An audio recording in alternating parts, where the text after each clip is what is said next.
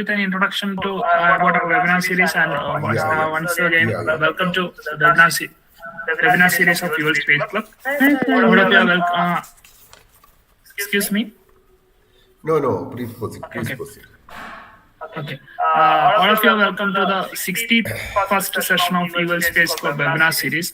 We have started our webinar series during the pandemic era.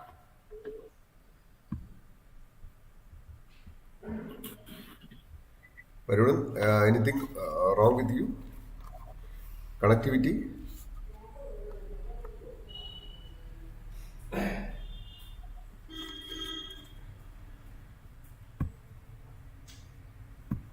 Varun? I think some connectivity. Okay, can you hear me now? You proceed, please. Thank you, sir. That was a small issue with my network. So let me talk now. We started a webinar series during the COVID pandemic situation. Successfully completed 60 sessions of webinar series, and now we are on the 61st session with an exciting speaker, expert person from Indian Institute of Science, one of the prominent universities in the world itself. It can be considered as the greatest institution in our country itself. So we are very happy to get connected with such an institution and get a resource person from institution like Indian Institute of Science. And very happy to welcome you, sir.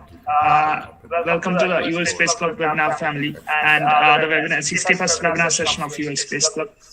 And we have all our expert guests from IISc and all other reputed organizations and institutions all over the country. So I welcome all our expert guests and veteran scientists to this session. Also, we have teachers and representatives of our co-host school for this program. I welcome them for the program. And our participants, our students, the student community of Fuel Space Club is also welcomed for this program. All of you are welcome to the program. And before going to the introduction of this program, before going to introduction of our speaker, I just want to announce the winners of our last quiz. Regularly, UL Space Club is conducting a quiz connected with these webinar sessions. After each webinar session, we are conducting a quiz based on the topic of that particular webinar. So for the last webinar session, we have conducted a quiz and we have first 3 prize winners. And the first prize was won by one Miss Supriya, who is an MTech student from D.Y. Patil University of Pune. And the second prize was given to Madhav Krishnan H. And he's from GVHS Mapayu, and he's a 9th standard student. And the third prize goes to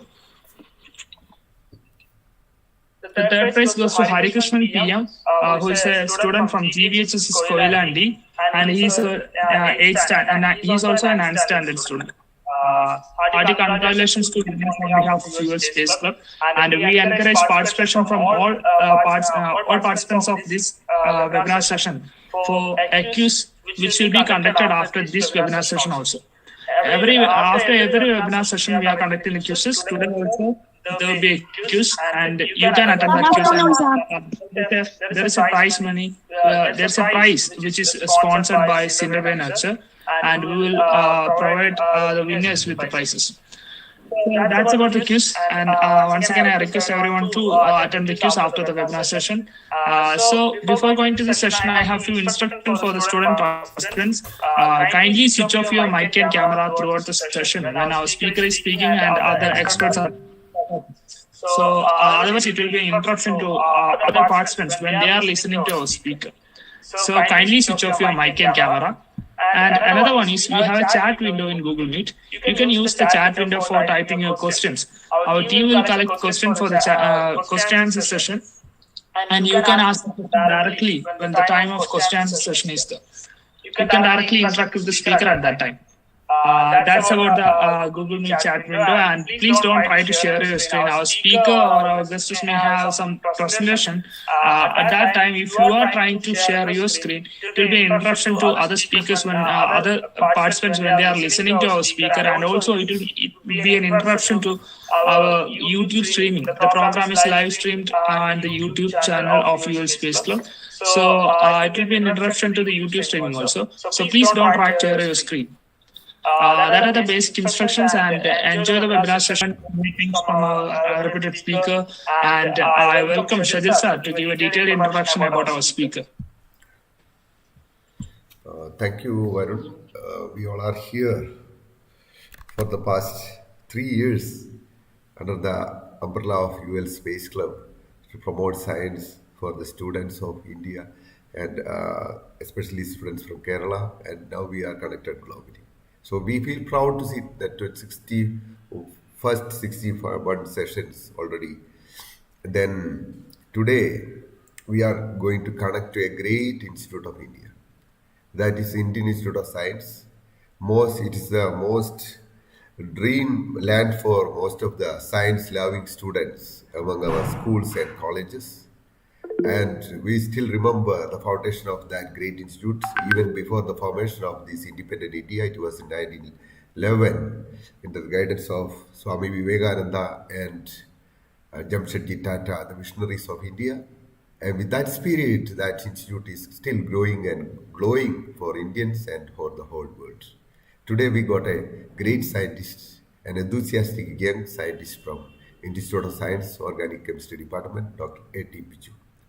And before we are formally making his welcome and introduction, in this our session, we have a co-host, that is Higher Secondary School, Vocational Higher Secondary School, Parapil, Calicut.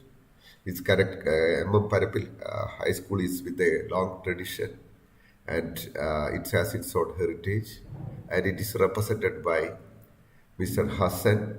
Is a headmaster and is my close friend, and we are all blessed with the presence of the mentor and founder of UL Space Club, E.K. Kutty sir, former director, ISRO, and Papanaban sir, and Varun, the student lead, and teachers, students, all who gathered here.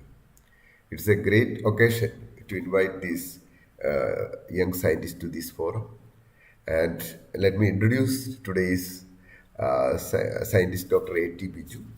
He is a graduate from MG University, Kottayam, and he is also postgraduate from the same university there. And he is a PhD holder from the NIST, Trivandrum. And later he was an associate professor in Department of Organochemistry in Bangalore. At the same time, he was a scientist. He was Organic Division, CSIR and NCL Pune. And he has experience in Alexander von Humboldt postdoctoral fellow, and there's a great chemistry scientist in that name. He's also there. He's from Germany. And 2007, he was a postdoctoral fellow in National University, Taiwan, and he was a mentor also there. And he's a recipient of so many important awards: Fellow of Royal Society of Chemistry, FRSC, CRSI Bronze Medal winner, Chemical Research Society of India 2019, Editor-in-Chief, J Heterocyclic Chemistry, Willy, and Bhagyatara Award by Punjab University in 2018, SCRB Distinguished Investigator Award in 2018, FVRA Young Scientist Award 2016, CRSI Young Scientist Award in 2015, NCRF Scientist of the Year Award in 2014, and ISCB Young Scientist Award in 2020, and so many recognitions already received by these great scientists. And is engaged with the research in the transition of metal-free carbon and carbon heteroatom bond-forming reactions and their applications in organic synthesis. And these are the research areas. And he's also working with using NHC catalysis was developed efficient and fissile shutter reaction using vinyl sulfones.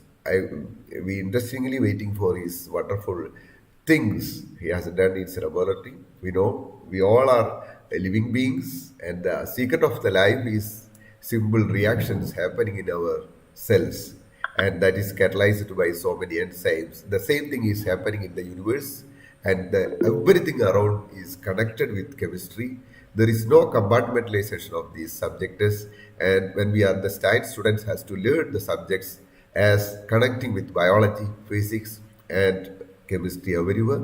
But when we go deeper and deeper, we could find that everywhere we could feel the chemistry, and in our associations also we are feeling the good chemistry there.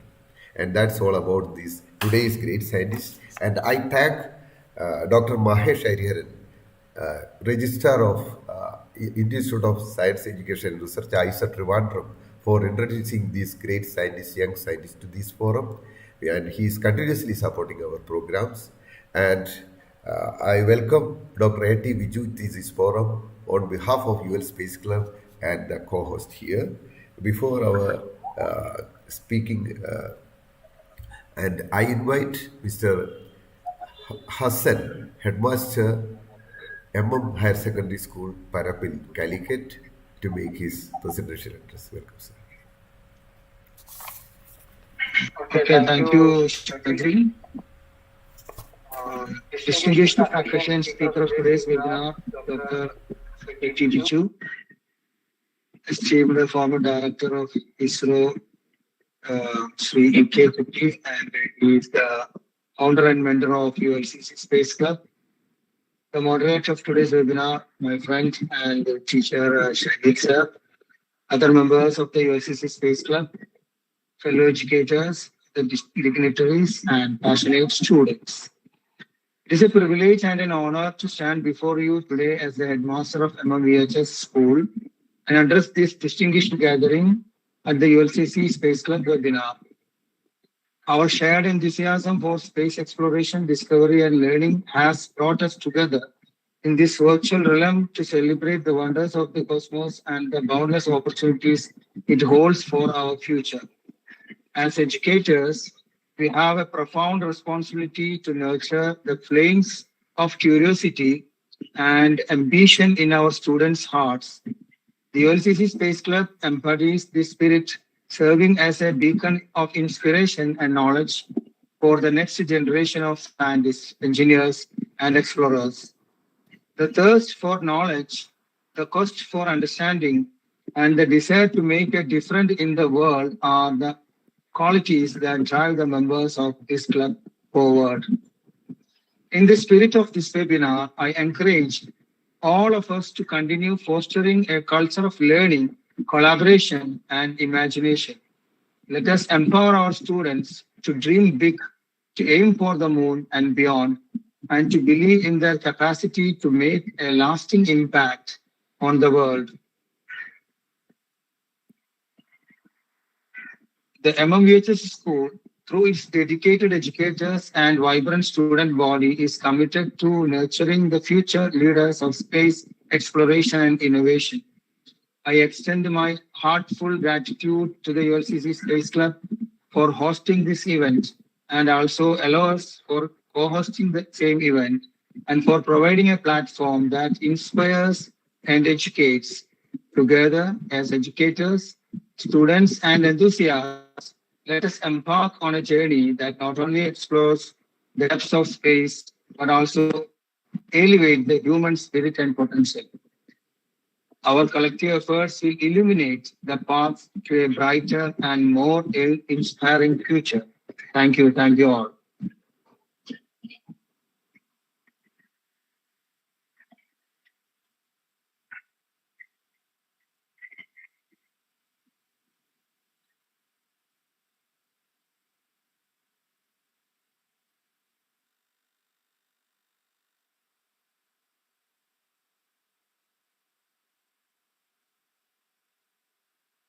All right. So thank you once again, Mr. Shajil, for the invitation. May I share my slides, please? Yes, please. Yes, please. Okay. Thank you.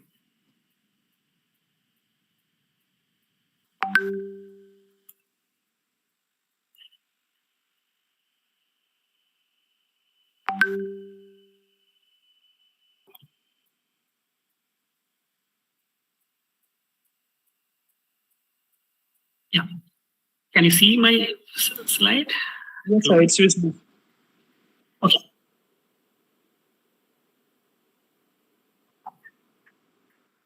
Oh, it is not visible?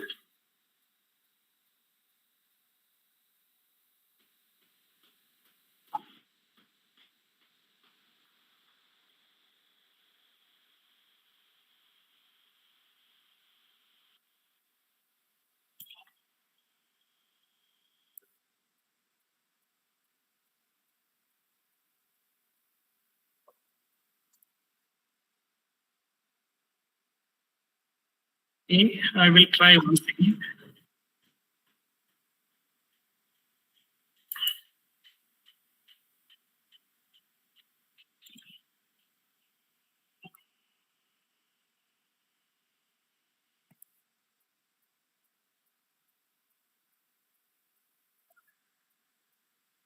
How is this? Is it better? Now it is visible. Now it is visible. Very, Okay, good. very visible. Very visible. Yeah, very good. Okay, so thank you once again for the kind invitation, Shajil, for being a part of this Space Club webinar session. So fortunate to be the 61st speaker of this session. And thanks once again. And I should also thank Mahesh, my friend, for connecting me with this enthusiastic team of young or budding chemists or scientists, I would say, in general. So in the next 1 hour or so, I will be talking to you about some of the basic things about chemistry in general and organic chemistry in particular, with an emphasis on one theme, which I gave the title as organocatalysis. So the term may be new to some of you, but I hope at the end of my presentation, I will be able to convince you what is the importance of this area and how this area has emerged, and what we are trying in this area of catalysis and how we can take it to the next level. And I know the audience is very heterogeneous, mostly students. So my presentation is also from the perspective of a +2 student. So in case if you feel like it is very low standard, my apologies already or in advance for that. And it is also, I would request all of you, in case you have any doubt, feel free to get back to me immediately rather than waiting till the end, so that we can clear the discussion or we can have a quick discussion in between, so that everyone will be aware of what I am presenting. So I'm a synthetic organic chemist by training, as Shajil introduced. So I did my PhD from RRL Trivandrum, the then RRL Trivandrum, now it is NIST Trivandrum. So I worked in an area of organic chemistry, which is very narrow, a sweet-ion chemistry. And now we are doing what in IISc Bangalore is something on catalysis, specifically organocatalysis.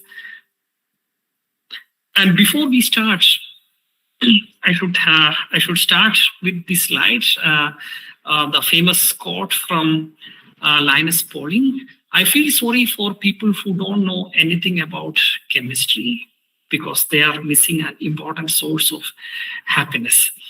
So we all chemists, we practice chemistry or practice all aspects of chemistry because we are having a sort of happiness or a source of happiness by practicing chemistry. This is a quote from Linus Pauling, and I'm sure all of you know Linus Pauling is the only person to get 2 unshared Nobel Prize, one in chemistry and one in peace.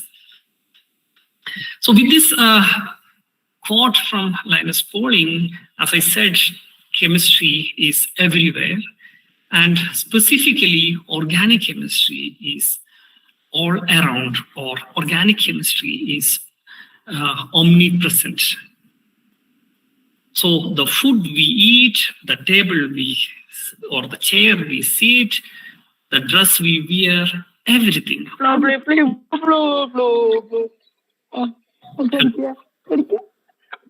Hello. Hello? May I continue? Oh, okay, sure. Okay, so everywhere, wherever, whatever we see, or the chemistry of vision, or anything, what we, the food we eat, the dress we wear, the chair we sit, and the place where we write, all sort of things are made of chemicals or organic compounds, such as maybe simple organic molecule to giant polymers, the biopolymers. So organic chemistry, or the chemistry of organic compounds, are very vast, or the number of organic compounds are quite broad compared to the total number of compounds one can think about the rest of the elements in the periodic table. And that's why we consider organic chemistry as a separate branch of chemistry. And the remarkable feature or remarkable reason for this too many number of organic compounds, I'm sure all of the students, we all learn in 11th and 12th standard that carbon atom has a remarkable property to link with each other. We call it as catenation, the self-ringing property of carbon. And also, these carbon compounds can exist in the form of various isomers, or the phenomenon is known as isomerism, where the molecules are having same molecular formula but having different substructural formula. And among the various structural formula, the various types of isomers are further subdivided into a different class of compounds, where the carbon atoms linked to a single carbon linked to 4 different atoms or same atoms, if they differ in spatial arrangements, we call it as an optical isomerism, or we have in optical isomerism the compounds where we have a carbon atom where the valency of this carbon is satisfied with 4 different carbon atoms. This type of compounds will show a remarkable property or remarkable similarity, just like our left hand and right hand, or non-superimposable mirror image to each other. And this is otherwise known as a chirality. And this type of isomerism, the isomers, the class of organic compounds which can be distinguished as the object and its non-superimposable mirror image, just like our left hand and the right hand. These are known as enantiomers. And these enantiomers, there are different types of enantiomers, and we know already that these enantiomers will behave differently with the plane of the plane polarized light. And these enantiomers, the type of enantiomer, a particular enantiomer can be synthesized in laboratory, and nature, the mother nature does this in a fantastic way by using enzymes or biomolecules where the reaction takes place at the specific pockets of the enzyme. So if we think about 2 types of isomers, the molecule and its non-superimposable mirror image, we call it as enantiomers. So how one can think about the preparation of these enantiomers in a synthetic chemistry lab? Say, suppose we have a planar compound such as an aldehyde, which is just a planar molecule, and we know that chirality or the chiral compounds are associated with a remarkable property. A chiral carbon will be attached to 4 different atoms. So if the molecule is planar, it does not have chirality. So a planar molecule, a 2-dimensional molecule, where a nucleophile can add to this carbon-carbon or carbon-oxygen double bond from 2 sides of the plane, leading to the formation of either this particular isomer or this particular isomer. And whenever we do this type of synthesis in a synthetic chemistry lab, where the nucleophile can add to the planar molecule either from the right or from the left, with equal probability, which leads to the formation of the 50-50 mixture of enantiomers, where we call them as racemic mixture. However, if we block this scenario where a nucleophile can add to this planar molecule from both sides with equal probability by means of any blocking source. Say, for example, in this particular case, we think about a nucleophilic addition from the left side, where the nucleophilic addition from the right side is inhibited by a catalyst. And we know that catalysts are species which can increase the rate of a reaction without being used in the reaction. And if we use a chiral catalyst, because of the chirality or the asymmetric nature of the catalyst can block one of the phase, in this case, the right side of the molecule, so that the nucleophile can add from only the left side of the molecule, leading to one of the enantiomer predominantly where the other enantiomer will be formed in less amount. So that means we have done an enantiomeric discrimination of the formed product by using a catalyst. So I repeat, so in the case of any external influence where a planar molecule can be attacked by a nucleophile from either the left side or the right side, you get a racemic mixture in 1:1 form. But in the presence of a chiral source, this 1:1 mixture of product formation can be altered by using this chiral catalyst, where the nucleophile can selectively add either from the left side or the right side. In this particular case, from the left side, and we get this particular molecule predominantly over the other molecule, and this leads to the formation of enantiomerically pure compound. So one particular enantiomer. So why one has to prepare a single enantiomer of the product? What is wrong with using a racemic mixture? And we know that many of the pharmaceuticals or the drugs what we take when we have any difficulties like fever or throat pain or headache, we take many tablets. Some of them are analgesic, antibiotics sometimes, antibacterial sometimes. So most of these drugs are chiral in nature, but there are several drugs which are chiral in nature. And in olden days, these drugs were administered in human body in the form of a racemic mixture, because 60 or 70 years ago, there were many techniques to separate the two enantiomers from one another. So most of these drugs were administered in the racemic form, the 1:1 mixture, where one of the enantiomer will do the job, where the other enantiomer will not be useful for that purpose. So it will be just metabolized by the liver without doing anything. But there was a serious consequence of administering the racemic mixture as drug. This is the best example to explain the difficulties or the disaster what happened when the drug is administered in racemic mixture. So thalidomide is a drug. We can see that there is a chiral center in this molecule. So in the 1950s, this thalidomide drug were administered in the racemic form. It is having the R isomer, the S isomer. So it is just the mirror image and compound relationship. So this thalidomide drug is used as a sedative and a hypnotic drug in Germany and in many other countries in the 50s. But this drug was also prescribed for morning sickness to pregnant ladies in 60s in the form of racemic mixture. So it was a very good drug for preventing the morning sickness for the pregnant ladies.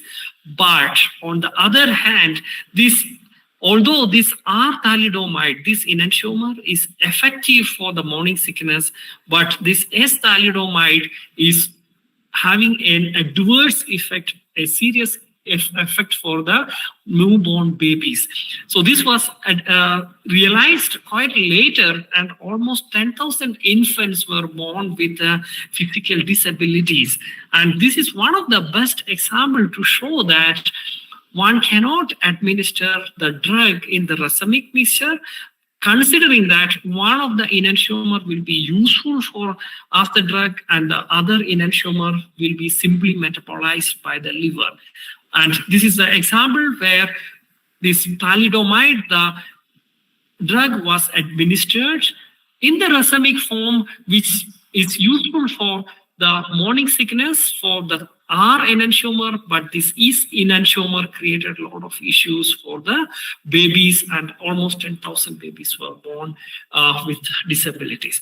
So this slide shows the importance of enantiomers, the compound which are enantiomers in nature, the use of a particular enantiomer as a drug rather than using the racemic mixture for administering as a drug.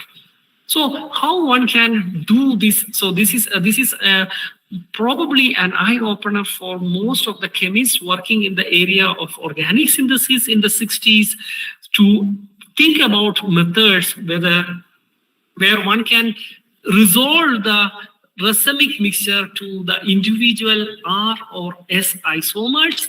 And there are several methods to do this. And this area has developed quite a lot in the last 70, 80 years. And in the year 2001, these three professors, William Knowles, Professor Noyori, and Professor Barry Sharpless, they got Nobel Prize in Chemistry for enantioselective synthesis of chiral molecules by metal-catalyzed hydrogenation reactions and oxidation reactions. So this is how this is, and also an important thing, how this area has developed from the 60s, where people found several methods to separate enantiomers, and in the year 2001, using metal-catalyzed hydrogenation and oxidation techniques, one can prepare a single enantiomer. At the same time, the opposite enantiomer is formed in very less amount. But this is in the year 2001, and this method, what Knowles, Noyori, and Sharpless employed, are using metal catalysts, and metal catalysts are having inherent problems in pharmaceutical sector and agrochemical sector because metals are toxic in nature. So the metal, although it is used in the synthesis of enantiomers, a particular isomer, the separation or the purification or the trace amount of metal residue removal was considered to be a formidable challenge. So that is how people started thinking about where there is a method for doing or separating enantiomers by using an organic way. So instead of using a metal-based catalyst, can we think about an organic molecules, a single organic molecules for the synthesis of enantiomers? So this was the question many people asked towards the end of the 20th century, and that is how this area of organocatalysis came into existence.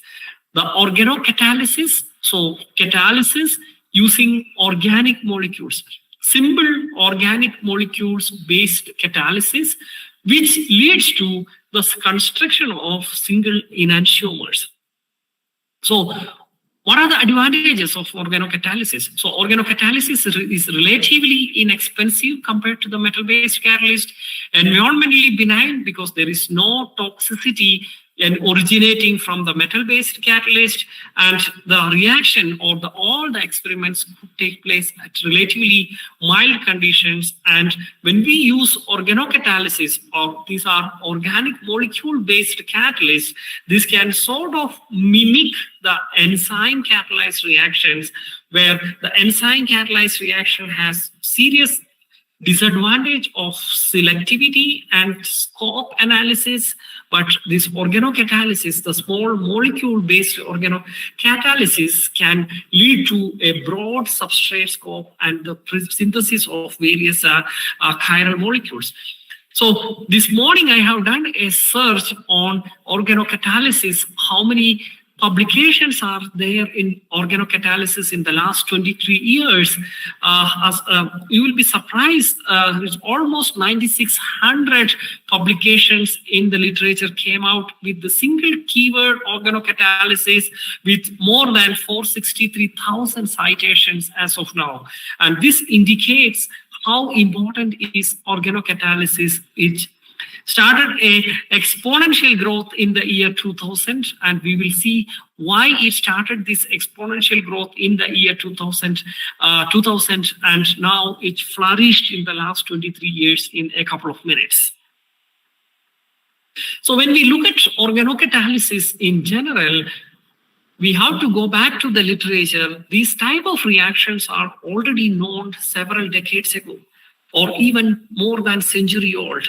So, for example, I'm sure all of you know the Canova-Nagel reaction, a classical Canova-Nagel reaction demonstrated in 1894 by Canova-Nagel. So, a reaction of aldehyde with an active methylene compound in the presence of piperidine base to install a carbon-carbon double bond. So the piperidine can be used in catalytic amount, where piperidine adds to the aldehydes to form this type of iminium species, making this aldehyde more electrophilic for the efficient addition of this active methylene compound. So this is considered to be one of the oldest organocatalytic reaction, although people did not realize the word organocatalysis in 1894, but this is one of the basic examples for this type of reaction. And we also know, and I'm sure all of you know about simple aldol condensation reaction. This is starting from 11th standard, all of us learn the aldol condensation reaction. So when we do this aldol reaction with an amino acid, natural amino acid L-proline, where the deprotonation from this methyl proton generating an enamine here, and the enamine can add to this carbonyl in a 6-membered cyclization, a condensation reaction to form a bicyclic compound. This was proposed by Eden and Hajosh in the year 1971 and 74 respectively, where in the beginning, the Eder reaction was demonstrated with the excess of proline, but in the Hajosh reaction, it is just catalyst. Only 3 more percentage of proline is required for preparing this chiral compound in almost 97% enantiomer selectivity. So it's almost a single enantiomer. The opposite enantiomer is formed in very less amount. And the basis for all these reactions, the Canova-Nagel reaction or the Hajosh-Parrish aldol reaction I told you, these are all based on a single logic demonstrated by the pioneer in the area of organic chemistry, Gilbert Stork from Columbia University. What he demonstrated is the addition of a secondary amine like a pyrrolidine to cyclohexanone can lead to the formation of this enamine, which we all learn in standard textbook as Stork-enamine reaction. And this enamine can be alkylated at the alpha position of a ketone using a methyl group or a benzyl group. It can be acylated, or it could also undergo a Michael type addition reaction. So the key for this reaction is the secondary amine addition to this carbonyl to form this enamine. And the enamine is nucleophilic at the alpha position, which could result in the functionalization, thanks to this wonderful intermediate uncovered by Professor Gilbert Stork. So based on this information from Gilbert-Storr-Hajosh-Parrish reaction and Canova-Nagel reaction, what happened in 2021 was this area of organocatalysis again was recognized by Nobel Prize Committee, and Professor Benjamin List from Max Planck Institute and Professor David Macmillan from Princeton, they shared the Nobel Prize in Chemistry for their seminal discovery of organocatalysis. So the small organic molecules based catalysis. And you may be thinking that normally the Nobel Prize Committee give awards to somebody who has done spectacular discovery, which is something which is very much unknown to common people or students. But if you look at what happened in 2021 Nobel Prize decision was a simple aldol reaction. And I'm sure all of you know aldol condensation. And a Diels-Alder reaction, a 4+2 cycloaddition reaction. So these are some of the very basic reactions we all learn in 11th standard. And this was given Nobel Prize in 2021. Can you believe it? And this is reality. So in 2021, I will tell you a little bit details. Professor List, he was an habilitant at Scripps Research Institute at Loyola in US. So he demonstrated an aldol reaction, a simple aldol reaction between acetone and 4-nitroaldehyde using a simple organic molecule called proline. So the proline was used as an organic molecule-based catalyst for doing an aldol reaction where he can get this hydroxy compound in up to 68%, which was demonstrated in one of the premier American Chemical Society journal, Journal of American Chemical Society in the year 2000. So this is in 2000, an aldol reaction demonstrated by List. And again, a similar reaction, a Diels-Alder reaction demonstrated by Professor Macmillan from Princeton. And moreover, it is Professor Macmillan who coined this word organocatalysis in his landmark 2000 JACS paper. And what he did was, instead of proline, he took a imidazolidinone catalyst, a secondary amine-based catalyst. This reacts with an alpha-beta unsaturated aldehyde, such as cinnamaldehyde, to form an alpha-beta unsaturated iminium, which will subsequently increase the electrophilicity of this carbon-carbon double bond or a dienophile via the LUMO energy lowering, which will undergo a facile Diels-Alder reaction with cyclopentadiene to form this endo-exo-addex in very high selectivity. So this was the discovery of Professor Macmillan, and he coined this word organocatalysis to the scientific community. So these two landmark papers published in 2000 by Macmillan and Macmillan and Professor Ben List in the year 2000. And as you can see, if you go back, I told you the field of organocatalysis started flourishing from 2000. The reason is these two landmark publications. One is a simple aldol reaction using proline as a catalyst, and the second is a Diels-Alder reaction, again a textbook chemistry. These chemists, they use organic molecules such as proline or an imidazolidinone as catalyst, and this result came in 2000.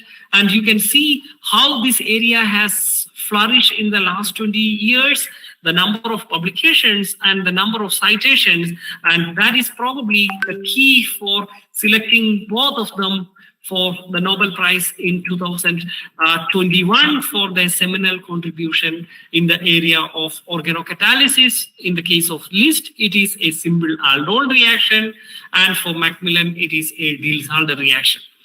So I hope in the last half an hour, probably I was able to give you a little bit insight into the field of organocatalysis, how that field emerged, and where that field is now at a Nobel Prize winning simple textbook chemistry reaction. And along with this imidazole-derived species or the proline or imidazolidinone-based catalyst, there are also simple catalysts derived from carbenes. We know that carbenes are divalent species. A carbon is typically tetravalent, but if the carbene is divalent with the two unpaired electrons, such species are carbenes, which can be either singlet or triplet. And again, this is a textbook chemistry. If you take a phenol and chloroform in base, we can convert phenol to salicylaldehyde with the formation of a dichlorocarbene as the intermediate, and this reacts with the phenol to form the salicylaldehyde reaction. And this type of carbenes can also be used for cyclopropanation reaction to form the cyclopropane derivatives. So typically, carbenes are divalent species, electronically sextet, highly reactive because this carbene carbon needs 2 more electrons to complete the octet. So typical carbenes are electrophilic in nature, the dichlorocarbene. So we have seen the Riemann-Tiemann reaction, or that dicarboethoxycarbene, which are electron deficient species or electron loving species, because these species need 2 more electrons to complete the octet. Interestingly, there are a different class of carbene where instead of the electron deficiency of this carbene, when the carbene carbon is attached to heteroatoms such as oxygen, sulfur, or nitrogen, where the mesomeric effect or the resonance effect, again an effect what we learn in organic chemistry textbooks in the 11th standard. So the mesomeric effect, which will pushes the electron density towards the carbene carbon, making the carbene center more nucleophilic instead of the inherent electrophilic character. So this leads to the nucleophilic carbenes. And if this type of carbenes form the part of a ring, where a carbene carbon is flanked by heteroatoms such as nitrogen, where the mesomeric effect pushes the electron density towards the carbene carbon to form a nucleophilic species. And this type of carbene intermediate, this can be generated in solution from the corresponding imidazole-derived species, imidazolium, thiazolium, or the triazolium species. By just adding a base, the base will abstract the CH proton, generating the carbene in solution. And this type of carbenes are also very good ligands for metals, and you may be knowing a famous catalyst, the Grubbs catalyst, again a Nobel Prize winning catalyst in the year 2006, which is having the imidazole based carbene as a ligand to ruthenium catalyst. So what are the applications of carbenes? So we have seen that proline is useful for a aldol reaction or a Diels-Alder reaction. So if we take an aldehyde, specifically benzaldehyde, or any aldehyde, we know that the aldehyde carbon is inherently electrophilic, where a variety of nucleophile can add to this electrophilic aldehyde, converting this planar molecule to a tetrahedral intermediate.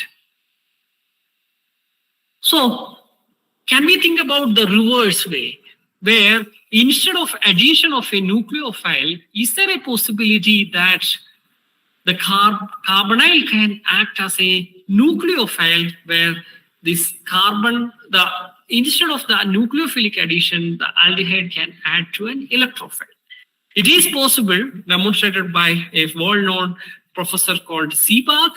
What they did was they took an aldehyde, treated with a dithiol, and formed a dithiene intermediate. And to this dithiene, when we add butyl lithium, we get an anion, and now the alkylation gets converted this to ketone.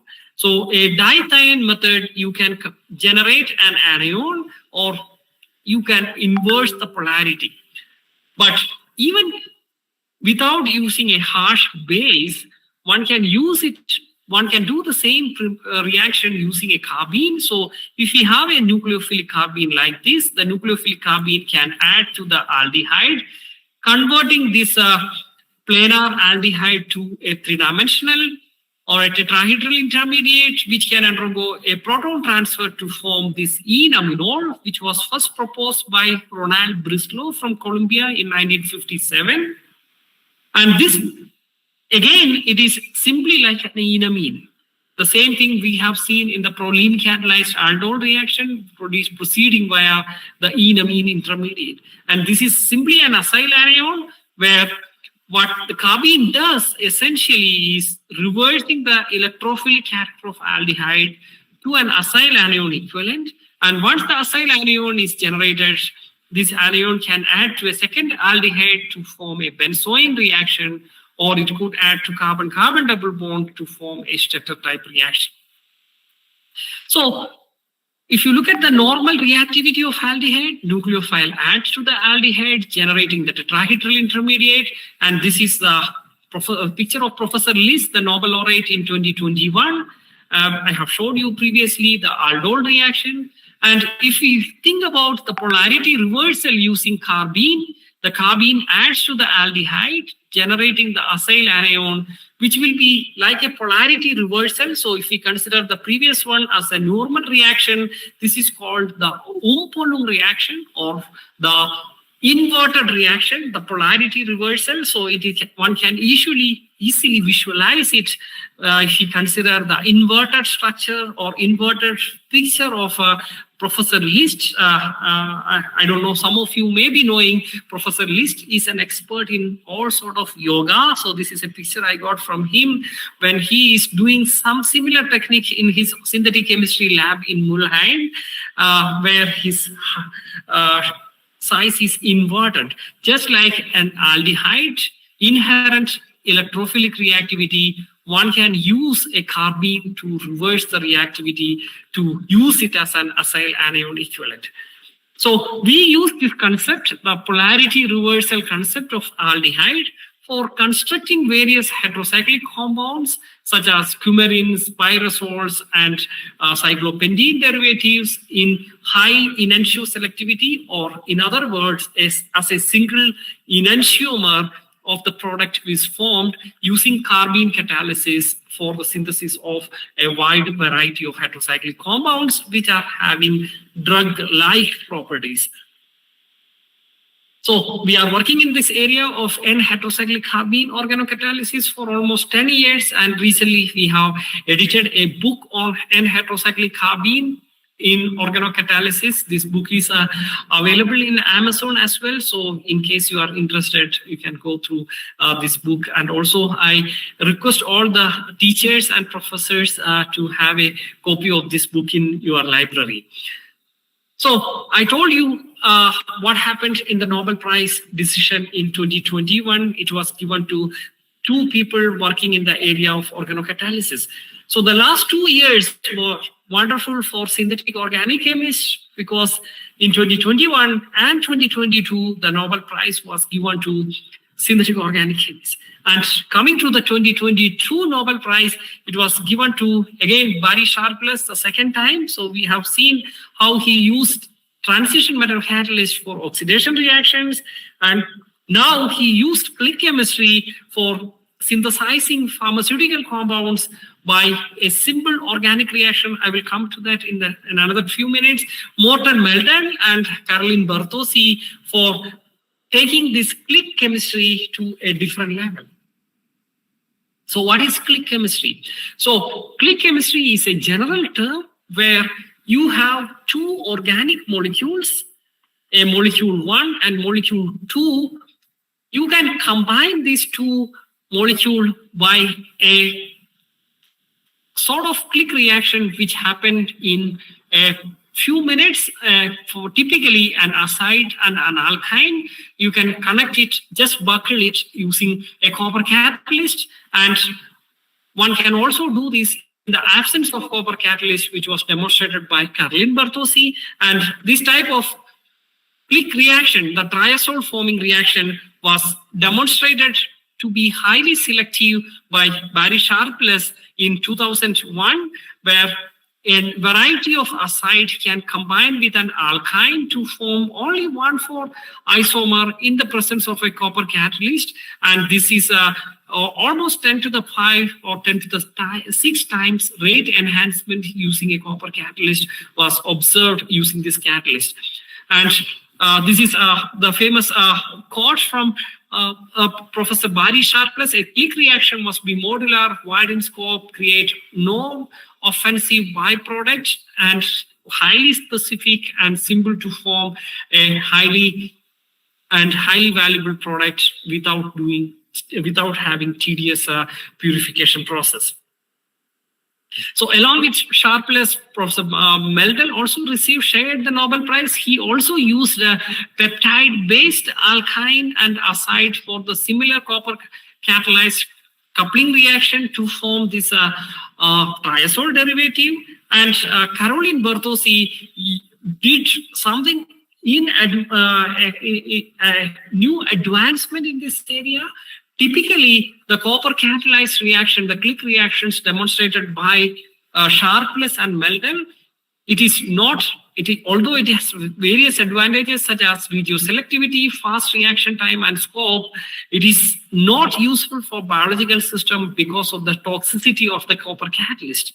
So this toxicity was a major problem for the biological application of these click type reactions, and Caroline Bertozzi found a solution for this toxicity issues. What she did was she used a cyclohexane, so a carbon-carbon triple bond in an 8-membered ring, and you can see that the typical bond angle of an alkyne is 180 degrees. So this molecule is already in strain. So this strain can be utilized for a cycloaddition reaction, a acid alkyne cycloaddition reaction to form this molecule. So after the cycloaddition, the triple bond is converted to the double bond, so there is no strain. And Bertozzi used this strain in promoting an acid alkyne cycloaddition where this type of reaction takes place in the absence of a copper catalyst to form this reaction in high yield and high selectivity. And this is one Indian perspective in click chemistry. We can also use organocatalysis.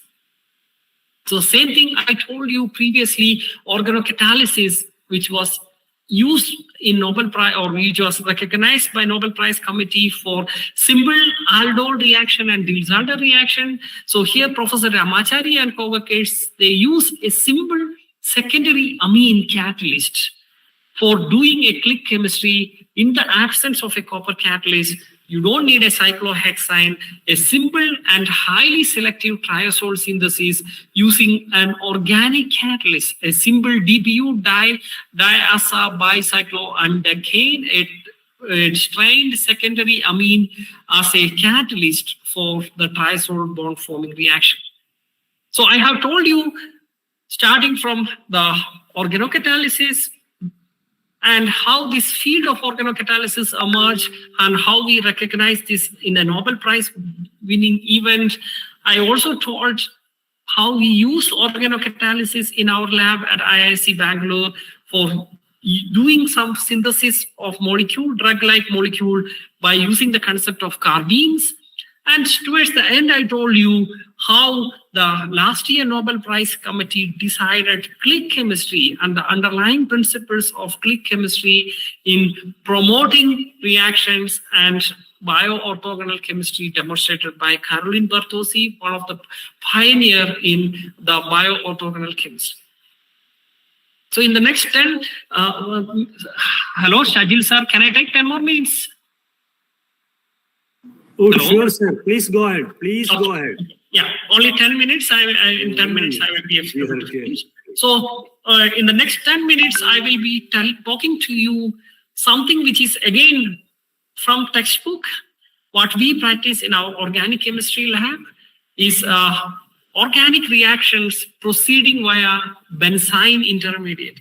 And I'm sure you have learned aromatic nucleophilic substitution reaction, the addition-elimination mechanism, the SNAR reaction, or the elimination-addition reaction proceeding via the benzene intermediate. And this you can see in all the standard textbooks such as Claydon or Carruthers or the Carey and Sundberg.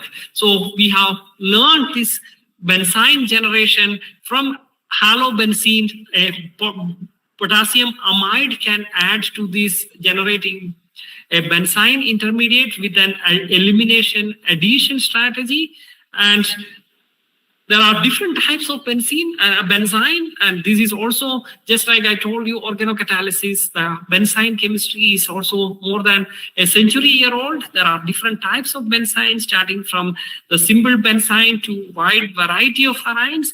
And there are different types of methods for preparation of benzene. It was first demonstrated in 1942 by Wittig and co-workers in ylide-like structure, and the ylide benzene generated could be trapped by furan in a Diels-Alder reaction, and this type of benzene can be generated from various sources, starting from halobenzene using a strong base and various other methods. But all these methods suffer from some disadvantages because these are harsh reaction conditions. Either we have to use a strong base or explosive reagents such as the diazo compounds.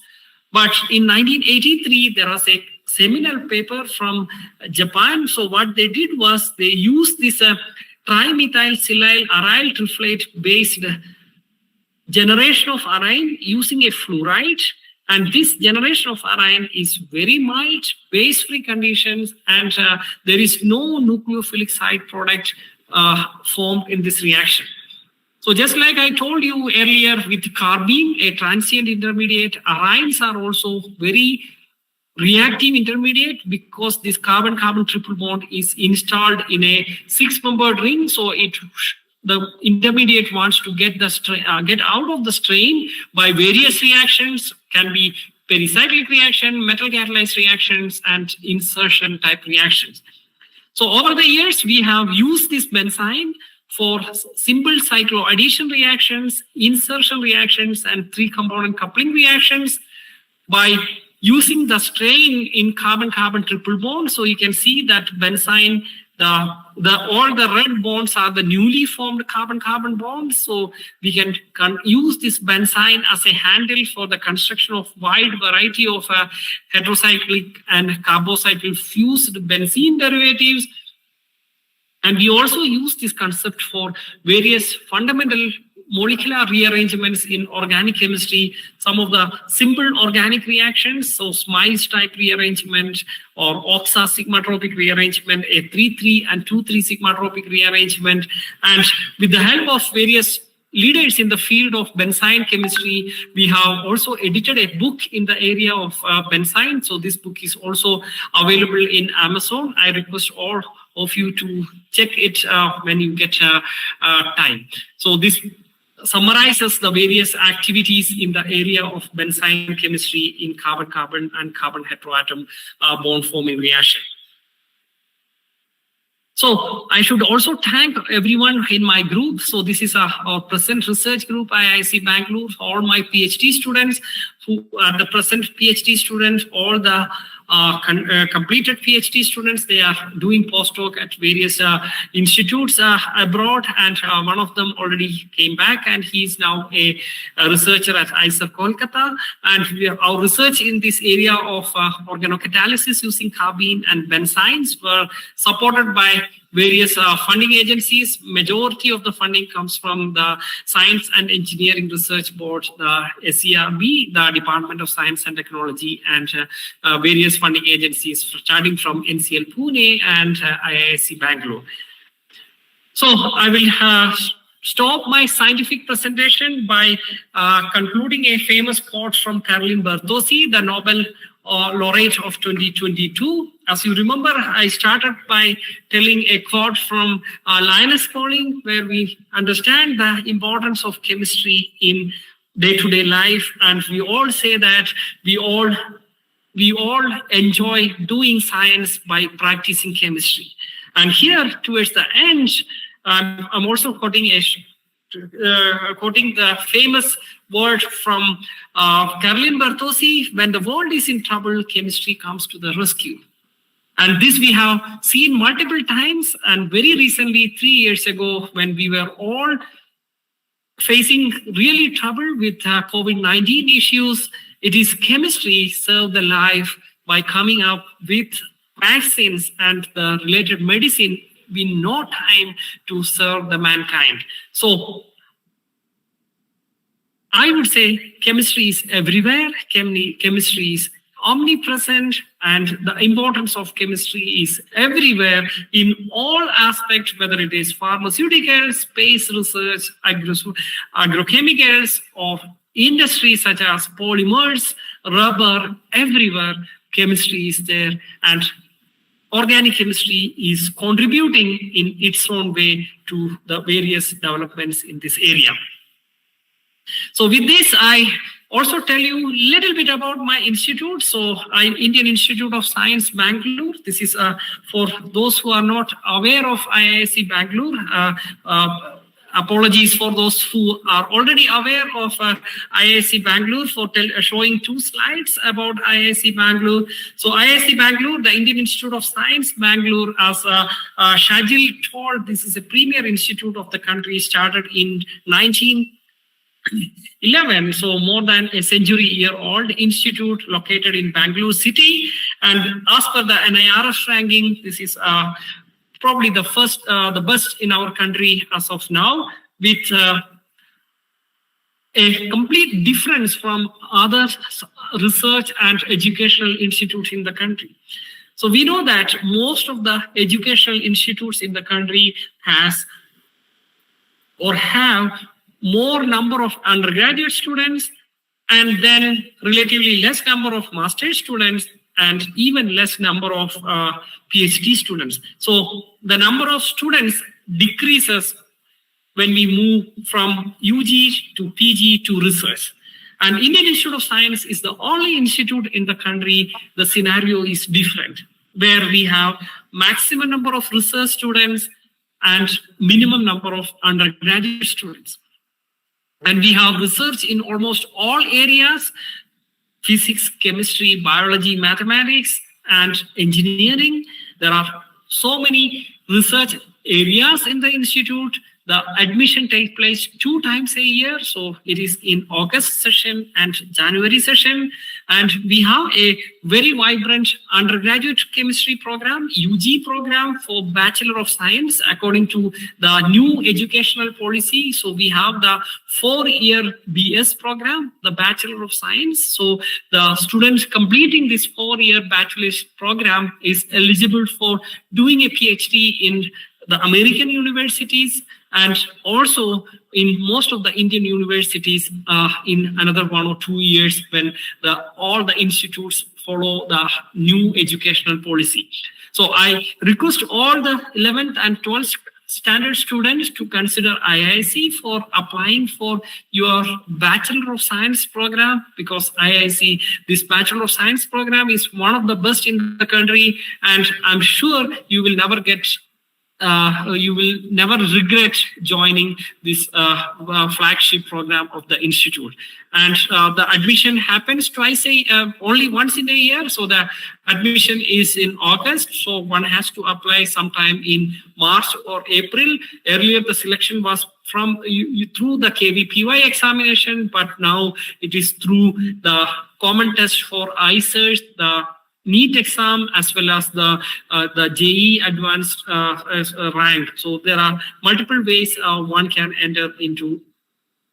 be selected for the Bachelor of Science program of IISc Bangalore. So I request all the budding scientists, the students of 11th and 12th standard, to consider IISc along with all the newly established IISc for the undergraduates program. And almost 95% of our students completing the Bachelor of Science, they all go abroad for their PhD programs. So this is a fantastic program. So it is a research-based Bachelor of Science program we will be completing in 4 years. So once again, Shajil, for the very kind invitation to be part of this wonderful event. And I'm glad that I'm able to give you some take-home message to the student community by telling you something about organocatalysis and briefly about what type of research we do in the Department of Organic Chemistry at IISc Bangalore. And I will be very happy to take questions. Thank you very much. Thank you, Dr. Biju. And you started this wonderful flow of knowledge from the words of Linus Pauling and end with Caroline Butts and with the wonder of chemistry that saved human life. And we are wondering, and the students also wondering these things. Some of these intricacies may not be digested for our high school student, but I know some kind of spark will be there in their mind by hearing you. That much of energy was there in your words and your presentation, and really you are a role model for the teachers also how to present things before the students. And this one hour, more than 1 hour, you spend with our students with lot of intricacies of this chemistry. And I also wondering as a student in science and lot of applications for your inventions in the field of drug discovery. It's not merely in the field of chemistry, that is to save human life. Lot of wonders has yet to come, and we have belief in these students. They would come to this world of science to see, find out new molecules, new method to transform these molecules. And dear students, please watch this video in our YouTube channel that is clearly live streamed here. And if you are hearing it once again and again, you will feel the wonder of the carbon atom, its chirality, and its ability to form new compounds, and the technique to develop new drugs for the humanity. That was the words of Caroline Butts. So thank you, sir, for making this wonderful talk. And again, I thank Dr. Mahesh Hariharan for connecting us to this great Institute of India. And we hope some of our students from today got inspired from this today's talk and get step into the great Institute of Science in India in the coming years. And we hope the people from students from UL Space Club will land there within years, and that will happen with your support and guidance, and we encourage your future guidance also. Then it's time for some more reflections. I invite E.K. Kutty, former director of IISro and the founder of UL Space Club. He's made this kind of an ecosystem, a wonderful world-class ecosystem for our students, and we are connecting these higher education institutes. I welcome sir for making a wonderful, make a reflection on this. Thank you. Thank you, Sajal Mash. It's an exciting afternoon today. Very, very exciting for not only for me, Shajil, and some of our elders, but more so for our students. It's Dr. Biju's availability itself is something in a great blessing for us, and it is very, very difficult to get anyone from institute for a purpose of this kind, because we are very, very low level of activity, and we are not a well-known entity in any of the things. But institute, he is the noble institution for India. So such an institution, we have got a faculty who has spoken to us for more than an hour. A fantastic time, and Shajil has already spoken about all these things. But this day is very, very special to us in a different way. Today is the birth anniversary of Dr. Vikram Sarabhai, who has made our nation proud with a space program, which is the envy of very many developed nations. So our people are blessed, and Sarabhai has made it happen. So today, the wonderful day, we were blessed to have Dr. Biju. I don't know how to thank you, Doctor. It's a fantastic day, and thank you so much. The ORGANOCATALYSIS talk has taken our students to a height which normally they don't get in an area like chemistry. As rightly said, chemistry is omnipresent in the life. Any amount of learning is not enough to digest it. So in that area, we got an opportunity to delve into it. And today is the 61st session of our webinar. It's a blessed day for us. And thank you very much once again for all your excellent presentation and exciting talk. Thank you very much. Thank you very much. And we have, I don't want to give the students and Dr. Biju for interaction, but in the meanwhile, we have our ISRO veteran, Mr. Padmanabhan and T.K. Sundaramurthy. I would request one of them or both of them to come and say a few words. Thank you. Before we get into students.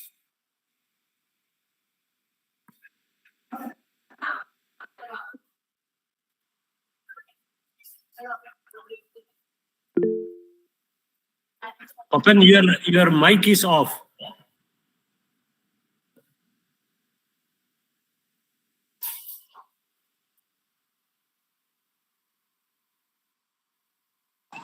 Hello, sir. No, Prajesh, please wait. You will get a chance, Prajesh. Okay.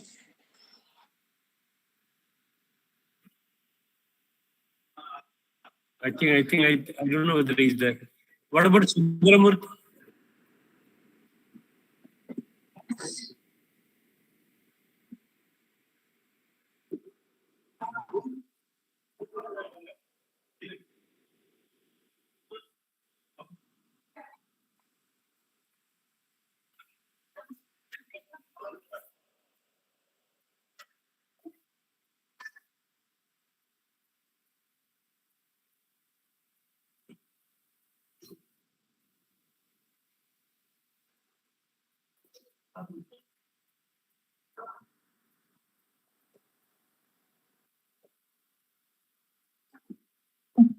Yeah, very good afternoon to one and all. I think it is really a pleasure in listening to these kind of experts in the field.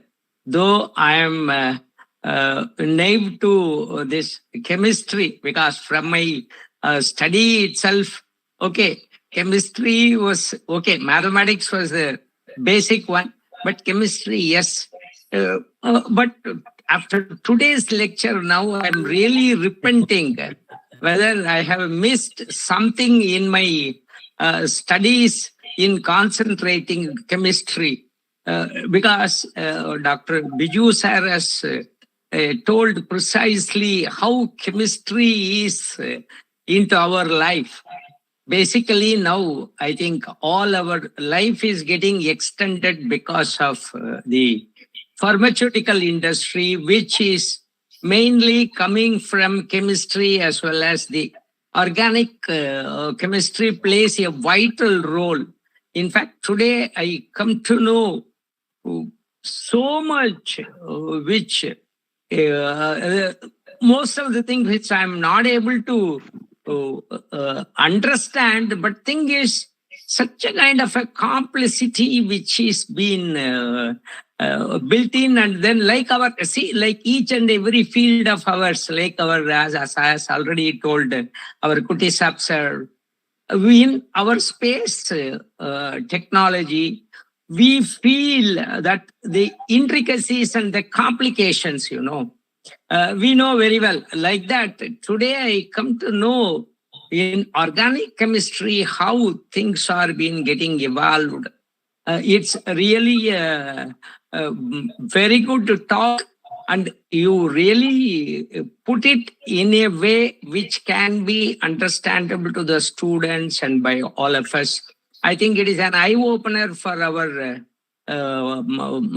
students, especially 11th and 12th, so that they can pursue their interest. And it's thankful to you to give the opportunity for the people to join in IISc. I think with this, I thank once again the speaker as well as our team, Sajil Saab and then Kuti Saab, the interest which they are showing in bringing the speakers from across various fields, because I am also used to be in this for a quite long. It is giving me again a big exposure to learn things. Thank you so much.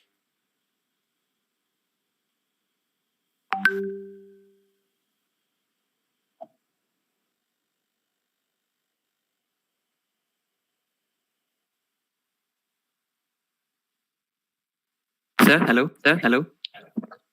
Sir, I think he can simply use his mobile phone and then talk.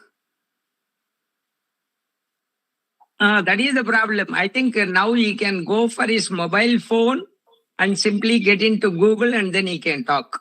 Sometimes this modern gadgets gets into problem very easily.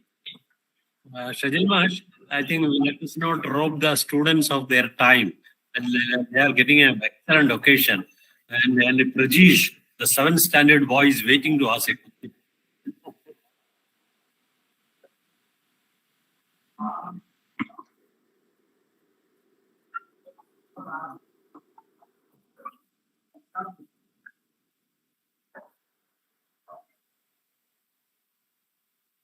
Sure.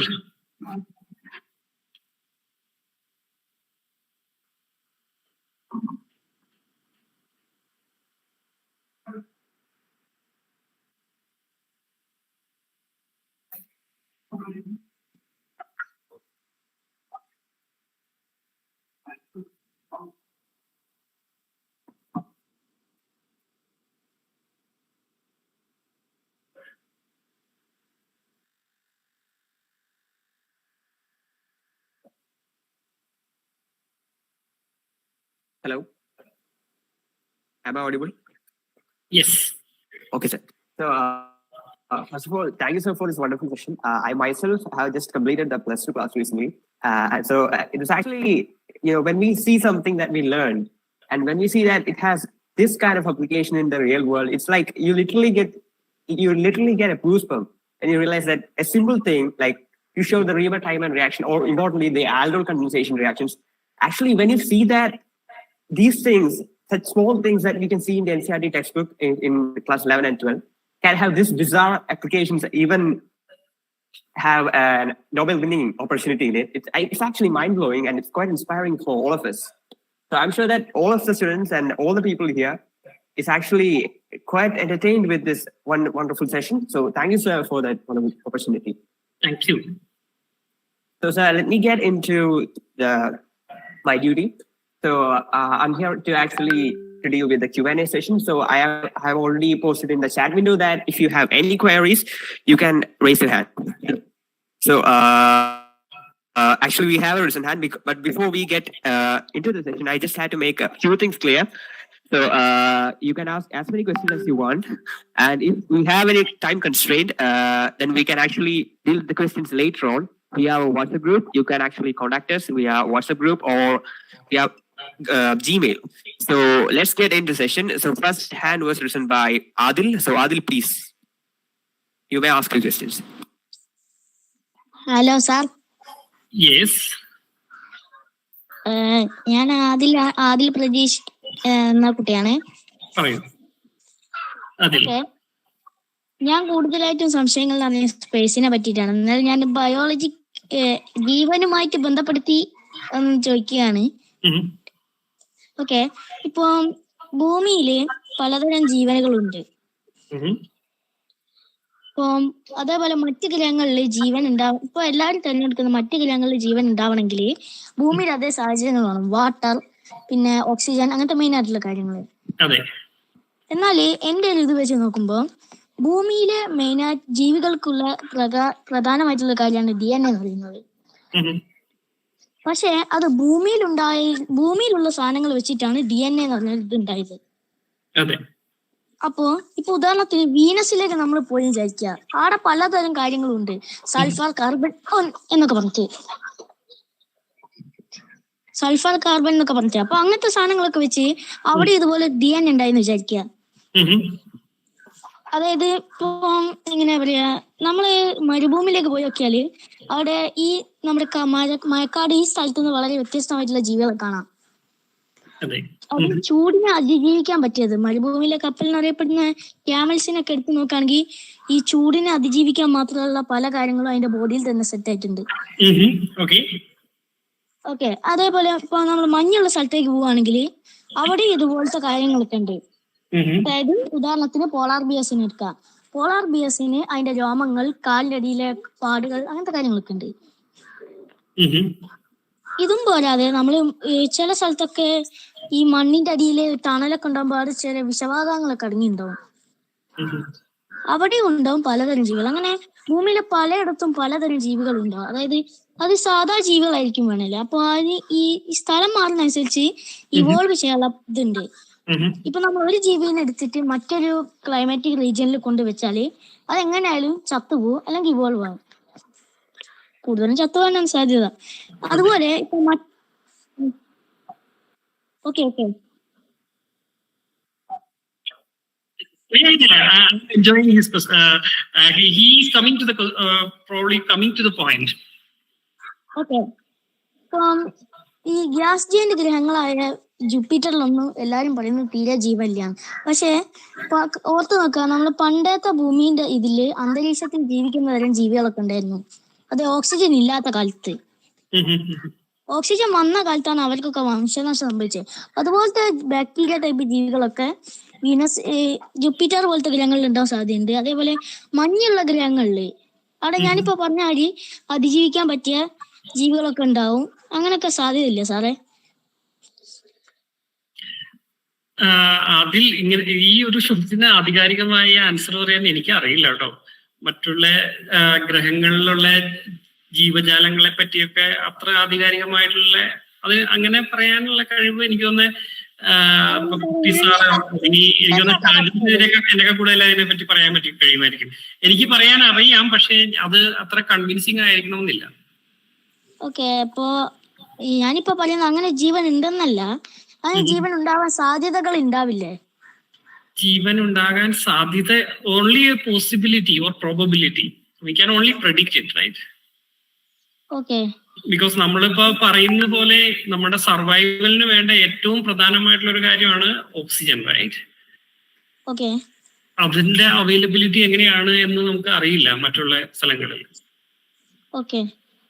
അപ്പൊ അത് എനിക്ക് കൃത്യമായിട്ട് അറിയില്ല. അപ്പോ മറ്റേ space റിസർച്ചിലൊക്കെ ചെയ്യുന്ന ആൾക്കാർക്ക് കുറച്ചും കൂടി ആധികാരികമായിട്ട് എന്റെ ഒരു ലിമിറ്റഡ് നോളജ് വെച്ച് അത്ര എളുപ്പമായിരിക്കില്ല അവിടെയൊക്കെ existence of life. Okay.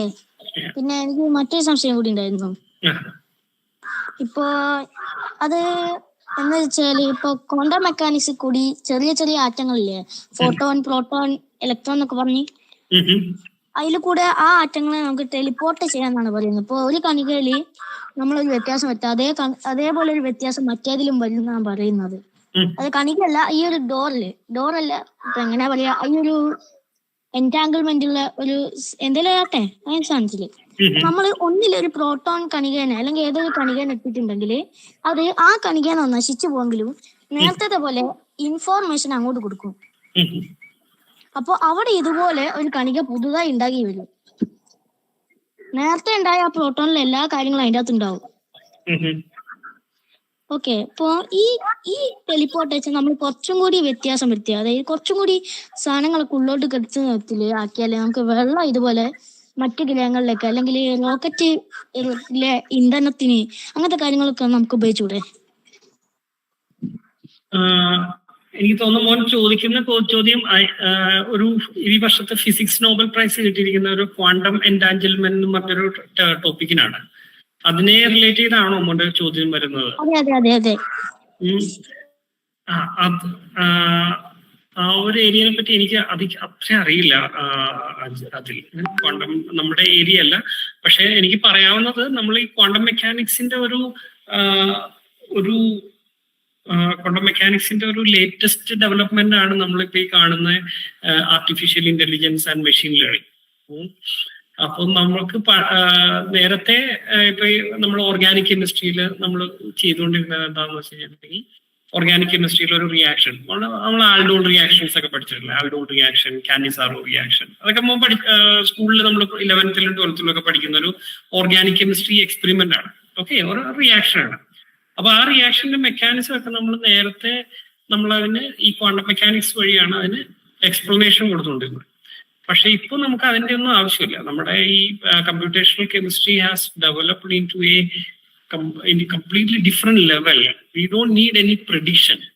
So that area has been completely changed and evolved into a different area. ഇപ്പൊ നമ്മളൊരു റിയാക്ഷന്റെ ഒരു പോസിബിലിറ്റീനെ പറ്റി മാത്രം ചിന്തിക്കാൻ വേണ്ടി നമ്മൾ ഒരു പ്രോഗ്രാം കൊടുത്താൽ മതി. അതിന്റെ എല്ലാ പോസിബിലിറ്റിയും ഇപ്പൊ മോൻ കേട്ടിട്ടുണ്ടെന്ന് അറിയില്ല, ChatGPT എന്നൊക്കെ പറഞ്ഞുള്ള പ്രോഗ്രാമുകളൊക്കെ വന്നേക്കുന്നത്, അല്ലെങ്കിൽ ഈ ആർട്ടിഫിഷ്യൽ ഇന്റലിജൻസ് മെഷീൻ ലേണിംഗ് പ്രോഗ്രാമുകൾ. അപ്പൊ അത് നമ്മുടെ ഈ എനിക്ക് തോന്നുന്ന ഒരു നെക്സ്റ്റ് 10 years നമ്മുടെ entire the perception about life will change with this artificial intelligence, and that is going to happen. That is going to happen in another 10-15 years. And there is ഞാൻ ഉദ്ദേശിച്ചതെന്ന് വെച്ചാൽ ഞാനിപ്പോ ഈ പറഞ്ഞ ഐഡിയ ഇല്ലേ teleportation, അതിനെപ്പറ്റി സാറിന്റെ അഭിപ്രായം എന്തായിരുന്നു? അതിനെപ്പറ്റി എനിക്ക് എത്ര അധികം അങ്ങനെ ഇപ്പൊ വാട്ടറിന് ഇപ്പൊ വെള്ളം എടുത്തു കഴിഞ്ഞിട്ടുണ്ടെങ്കിൽ വെള്ളത്തിൽ നിന്ന് വേറെ എന്തെങ്കിലും ഉണ്ടാക്കുക എന്ന് പറഞ്ഞു കഴിഞ്ഞിട്ടുണ്ടെങ്കിൽ അത് ഇപ്പോഴത്തെ അവസ്ഥയിലൊന്നും പറ്റില്ല. ഓക്കെ, സോ മോൻ പറഞ്ഞത് അതൊരു റിയാലിറ്റി ആകാൻ എനിക്കറിയൂടെ എത്ര വർഷം എടുക്കുന്നു. Imagine you convert water to fuel. Water to fuel എന്ന് പറഞ്ഞു കഴിഞ്ഞിട്ടുണ്ടെങ്കിൽ അതൊരു പ്രോസസ് ഇപ്പോഴും നോൺ ആണ്, പക്ഷേ that is not a sustainable process. So you can convert water to hydrogen. So the process is called water splitting എന്ന് പറയും. Water splitting എന്ന് പറഞ്ഞു കഴിഞ്ഞാൽ വാട്ടറിനെ സ്പ്ലിറ്റ് ചെയ്ത് നമ്മൾ ഓക്സിജനും ഹൈഡ്രജനും ആയിട്ട് മാറ്റിയിട്ട് ആ ഹൈഡ്രജൻ ഫ്യൂവൽ ആയിട്ട് ഉപയോഗിക്കുന്ന ഒരു കൺസെപ്റ്റ് ആണ്. And that concept is already known. ഒരുപാട് പ്രൊഫസർമാർ അതിൽ വർക്ക് ചെയ്യുന്നുണ്ട്. പക്ഷേ that as of now it is not sustainable. And അതുകൊണ്ടാണ് നമ്മൾ ഇപ്പോഴും ഈ ഫോസിൽ ഫ്യൂവലിൽ തന്നെ ഡിപ്പെൻഡ് ചെയ്യുന്നത്. But it can also happen in the next 20-25 years. ഫ്യൂവൽ എന്ന് പറയുമ്പോ ഞാൻ റോക്കറ്റിലേക്കാണ് ഉദ്ദേശിക്കുന്നത്. റോക്കറ്റ് പോലത്തെ ഇതില്ലേ? റോക്കറ്റ് ഫ്യൂവൽ അല്ല ഉപയോഗിച്ചത്, സാധാരണ വെഹിക്കിൾ. ഇപ്പൊ ഹൈഡ്രജൻ വെച്ച് വണ്ടി ഓടിക്കാൻ അതൊക്കെ പ്രൂവ് ചെയ്തതാണ്. ഇപ്പൊ വാട്ടർ സ്പ്ലിറ്റിംഗ് വഴി വാഹനം ഓടിക്കാനൊക്കെ പറ്റും. പക്ഷേ അതിന്റെ എന്താ പറഞ്ഞാൽ അത് സസ്റ്റൈനബിൾ അല്ല. As of now today this method is not sustainable compared to നമ്മുടെ ഫോസിൽ ഫ്യൂവലുമായിട്ട് കമ്പയർ ചെയ്യുമ്പോൾ ഈ മെത്തേഡ് ഇഫക്റ്റീവും അല്ല, എഫിഷ്യന്റും അല്ല. അത് എഫിഷ്യന്റ് ആകുന്ന ഒരു സമയം വരികയാണെങ്കിൽ ആൾക്കാർ ഫോസിൽ ഫ്യൂവലിനോട് ബൈ പറയും. ഓക്കെ മോനെ ആദിൽ, ഗീവ് ഓപ്പർച്യൂണിറ്റി. നിന്റെ ഫ്രണ്ട്സ് അല്ലേ മറ്റുള്ളവരോട് ഇരിക്കുന്നത്, അവർ ചോദിക്കട്ടെ മോനെ. Okay, sir. Thank you. Thanks. Okay. All right. Thank you, Adil. So, അടുത്തതായിട്ട് we have another person, Amina B. P. Please do. Hello, sir. Okay. Hi, Amina B. Okay. My question is, can we make a revolution in the medical field using this organocatalysis? It is envisioned. As of now, there are changes happening, but we have only limited success as of now. As of now, the problem is most of the industries, they still depend on metal catalyzed methods for preparing the pharmaceutical ingredients. Okay, so people are still using the metal based methods, but the alternative for metal-based method is the organocatalysis. ഇതിന്റെ പറയുകയും ചെയ്തു ഓർഗനോകറ്റാലിസിന്റെ advantage എന്ന് പറഞ്ഞു കഴിഞ്ഞാൽ ഈ metal based ടെക്നിക്കിന്റെ ഒരു കുഴപ്പം എന്ന് പറഞ്ഞു കഴിഞ്ഞാൽ ഈ ട്രാൻസിഷൻ മെറ്റൽ കാറ്റലിസ്റ്റുകളൊക്കെയാണ് മെയിൻ ആയിട്ട് ഉപയോഗിക്കുക. അപ്പൊ ആ ട്രാൻസിഷൻ മെറ്റൽ കാറ്റലിസ്റ്റുകൾ നമ്മുടെ ഒരു ഡ്രഗ് സിന്തസിസിൽ ഉപയോഗിക്കുകയാണെങ്കിൽ അതിനെ ഡ്രഗ് ഉണ്ടാക്കി കഴിഞ്ഞു കഴിഞ്ഞാൽ ആ ഡ്രഗിൽ എപ്പോഴും ഒരു ppm ലെവലിൽ, പാർട്സ് പെർ മില്യൺ ലെവലിലായിരിക്കും ഈ മെറ്റലിന്റെ ട്രേസ് ഇമ്പ്യൂരിറ്റീസ് ഉണ്ടാവും. ആ ട്രേസ് ഇമ്പ്യൂരിറ്റീസ് ചില കേസുകളിൽ ഇപ്പൊ ആസ് ഓഫ് നൗ നമ്മളത് കെയർ ചെയ്യുന്നില്ല. ഒരു ppm ലെവലിലുള്ള ഇപ്പൊ പല്ലേഡിയം അല്ലെങ്കിൽ പ്ലാറ്റിനം റെസിഡ്യൂസ് നമ്മുടെ ഡ്രഗിലുണ്ടെങ്കിൽ നമ്മളത് അത്ര അഫക്റ്റ് ചെയ്യുന്നില്ല. അതാണ് നമ്മൾ ഇപ്പോൾ ധരിച്ചു വെച്ചിരിക്കുന്നത്. But that process to purify the metal catalyst out of this drug, that is tedious. അതാണ് ഒരു advantage metal organic molecule based കാറ്റലിസ്റ്റുകൾ ഉപയോഗിച്ച് കഴിഞ്ഞിട്ടുണ്ടെങ്കിൽ വരാൻ പോകുന്ന മാറ്റങ്ങൾ. നമുക്ക് ആ ഒരു മെറ്റൽ ട്രേസസ് നമ്മുടെ പ്രോഡക്റ്റുകളിൽ ഉണ്ടാവില്ല ഒരു ഓർഗാനിക് മോളിക്യൂൾ കാറ്റലിസ്റ്റ് ആയിട്ട് ഉപയോഗിച്ച്. പക്ഷെ അതിന്റെ ഇപ്പോഴത്തെ ചലഞ്ച് എന്ന് പറഞ്ഞു കഴിഞ്ഞിട്ടുണ്ടെങ്കിൽ നമ്മൾ ഈ ഏരിയ ഇപ്പോൾ ഞാൻ കാണിച്ചില്ലേ, ആദ്യത്തെ പേപ്പർ വന്നത് 2000-ലാണ്. അപ്പൊ അത് ലാസ്റ്റ് 23 yearsലാണ് അത് ഡെവലപ്പ് ചെയ്തു വരുന്നുള്ളൂ. അതിന്റെ ഡെവലപ്മെന്റിന്റെ ഭാഗമായിട്ട് പല ഇൻഡസ്ട്രീസും ഇപ്പോൾ organic catalyst, organic molecule based കാറ്റലിസ്റ്റുകൾ കമ്പനികളിലൊക്കെ ഉപയോഗിക്കുന്നുണ്ട്. പക്ഷേ ഈവൻ നൗ ഓൾസോ ഒരു ഫാർമ ഡ്രഗിന്റെ ഇൻഗ്രീഡിയന്റ് ഉണ്ടാക്കാൻ ഇപ്പോഴും ആളുകൾ ഉപയോഗിക്കുന്നത് മെറ്റൽ ബേസ്ഡ് കാറ്റലിസ്റ്റുകൾ തന്നെയാണ്. അപ്പൊ മെറ്റൽ ബേസ്ഡ് കാറ്റലിസ്റ്റുകൾ ഇപ്പൊ നമുക്ക് നിങ്ങൾ കേട്ടിട്ടുണ്ടോ എന്ന് അറിയില്ല, സുസുക്കി റിയാക്ഷൻ, സോനോഗാഷ റിയാക്ഷൻ, അങ്ങനെയുള്ള റിയാക്ഷൻസ് ഒക്കെ ഈ പലേഡിയം ബേസ്ഡ് കാറ്റലിസ്റ്റുകളാണ്. ആ കാറ്റലിസ്റ്റുകളൊക്കെ 1970കളിൽ ഡെവലപ്പ് ചെയ്ത കാറ്റലിസ്റ്റുകളാണ്. And that is the benchmark for particular reaction. അപ്പോൾ ഒരു ഇൻഡസ്ട്രിയൽ സെറ്റപ്പിൽ അത് ഓൾറെഡി ലാസ്റ്റ് 50 years റൺ ചെയ്തുകൊണ്ടിരിക്കുകയാണ്. അപ്പൊ അത് മാറ്റിയിട്ട് ഒരു ഓർഗാനിക് കാറ്റലിസ്റ്റ് ബേസ്ഡ് റിയാക്ഷനിലേക്ക് വരുന്നതിനുള്ള R&D സെറ്റപ്പും പ്ലാന്റ് ലെവലിലുള്ള സെറ്റപ്പും that will take little more time, but I feel like it will happen. Because that is that ഞാനൊരു ചാർട്ട് കാണിച്ചില്ലേ, the way of research progressing in the area of organocatalysis in the last 20 years. So that is almost growing up every year by year. So I'm sure there will be some application. Otherwise, people will not work on this, right? Okay, sir. My second question is there any side effects of this organocatalysis? So organocatalysis, these catalysts can be easily purified. So there is no question about organic catalyst being associated with the drug molecule. This can be easily removed, unlike the metal catalyst. Metal catalyst, whenever we do any process, the metal catalyst presence will be in trace. It may be in parts per million level, but that is still toxic to human body. And how toxic it is, that is how the question comes later. Because as of now, there are no techniques to say no to metal catalyst, because people are still using metal catalyst.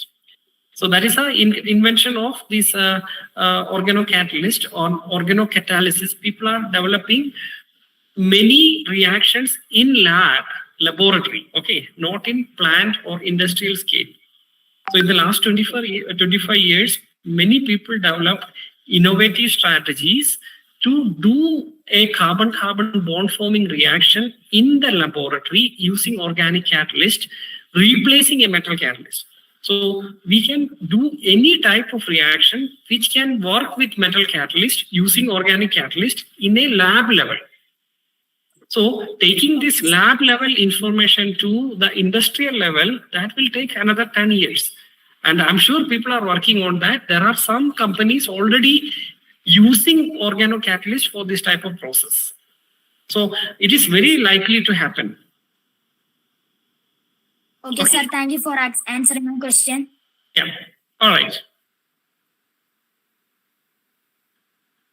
Thank you, Aminabi.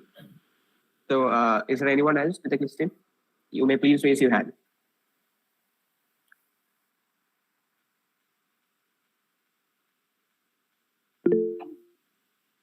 Yes, you please do say your name and introduce yourself before you speak.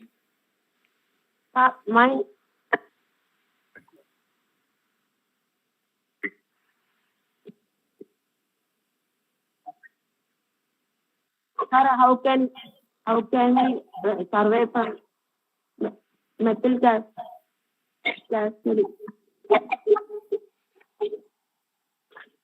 Sorry, I cannot hear you properly. How can we survey from metal catalyst side effects? Video off ആയിക്കോളെ, range problem ഉണ്ടാവും.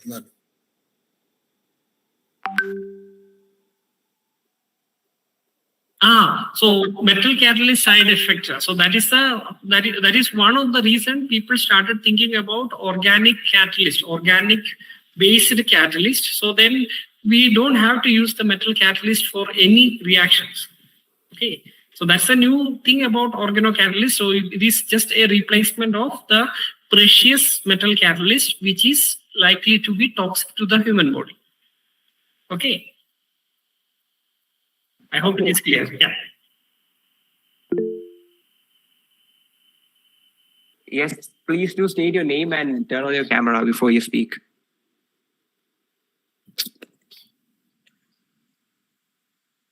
You may ask your question, please.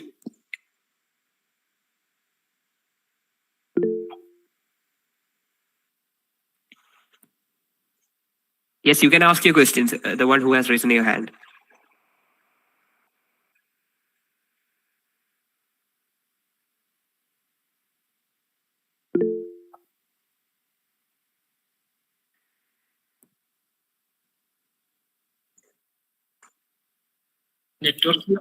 നെറ്റ്വർക്കിന്റെ problem ആണോ?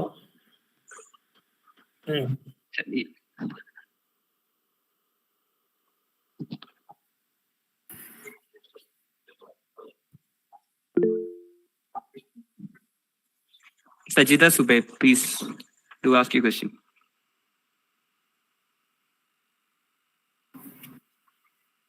What about Sajida? Sajida, ചോദിച്ചോളൂ.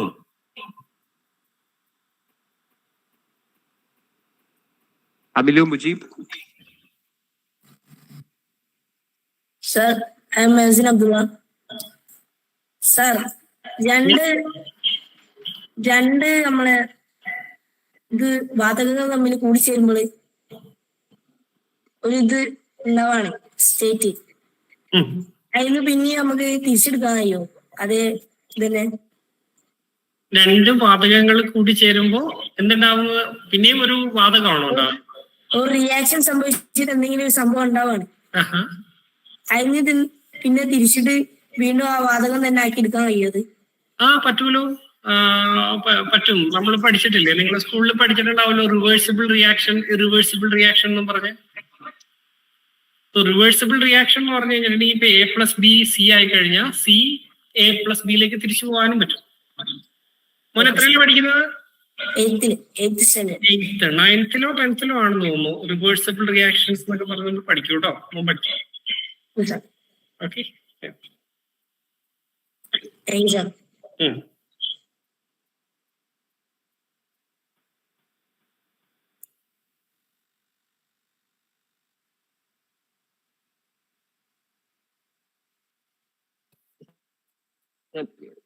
Mixed videos. You may ask your question. Okay, sir. Can I ask you one question? Sure. Okay, Shahid. What are the pros and cons of organocatalysis? Oh, actually, there are no. 1 second. Hello. ഇത് ഞാൻ മീറ്റിംഗിലാണ്. പിന്നെ വിളിക്കാം. Sorry, Shaheen, the consequences of organocatalysis, right? That is what we are asking. Yeah. So there are actually this is rather than telling the consequences of organocatalysis, we will be only addressing the consequences of metal catalysis. Metal catalysis has severe disadvantages. One is the cost of the metal catalyst is very high, and then the toxicity associated with the metals. And then once you do these reactions in an industrial scale, you are generating quite a lot of waste.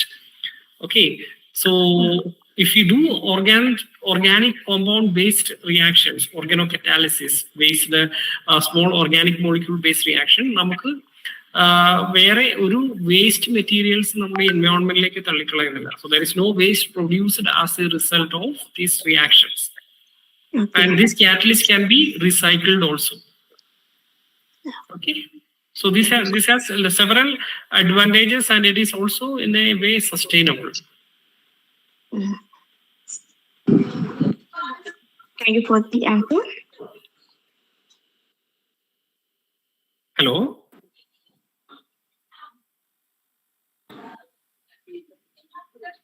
Hello. Sir. Yes. I am Faya, studying in 8th standard. What are the possibilities of click chemistry? So the click chemistry, so actually the click chemistry was also developed in 2000. But then the problem with the click chemistry was what Barry Sharpless demonstrated was the click type of reactions using a copper catalyst. And this copper catalyst again is toxic, and that is you cannot do this reaction in physiological conditions because human body ki copper catalyst എന്ന് പറഞ്ഞിട്ടുണ്ടെങ്കിൽ ഭയങ്കര toxic ആണ്. അപ്പോൾ അതിനൊരു പ്രതിവിധിയായിട്ടാണ് Caroline ബർത്തോസി എന്ന് പറഞ്ഞ ഒരു ശാസ്ത്രജ്ഞ she invented this bio orthogonal chemistry.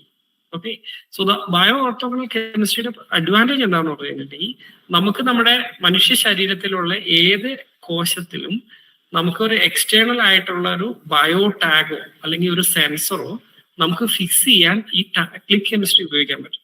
മനുഷ്യ ശരീരത്തിൽ ഏതെങ്കിലും ഒരു കോശം, ഇപ്പോൾ ഒരു ക്യാൻസർ സെല്ല് ഉണ്ടെന്ന് വെച്ചോ, അതിനെ അറിയണമെങ്കിൽ ആ ശരീരത്തിന്റെ ഒരു ആൽക്കൈൻ അവിടെ പിടിപ്പിച്ചിട്ട് ഒരു മോളിക്യൂള് അസൈഡും നമ്മുടെ ഒരു ഫ്ലൂറസൻ പ്രോബും എന്നിട്ട് അതിനെ ക്ലിക്ക് കെമിസ്ട്രി വെച്ച് ചെയ്ത് കഴിഞ്ഞിട്ടുണ്ടെങ്കിൽ it can be easily used as A diagnostic kit for understanding various types of cancer and also any type of diseases.